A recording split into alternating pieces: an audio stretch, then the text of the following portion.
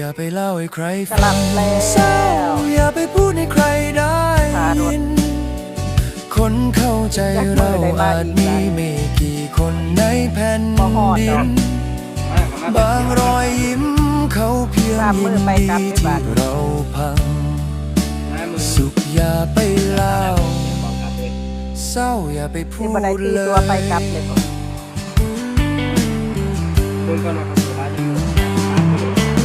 มีเรื่องราวซ่อนอยู่ในเบื้องหลังไม่ใช่ทุกครั้งเปิดใจทุกเรื่องไม่ได้ บางคนถามแค่อยากรู้เรื่องในใจ แต่ไม่ได้ฟัง เพื่อจะปลอบเราเลย คนบางคนยิ่งพูดยิ่งทำร้าย มารถไฟที่เขาอันตัวซุ่มนั่นกับสิบได้มาคือกันนะบ่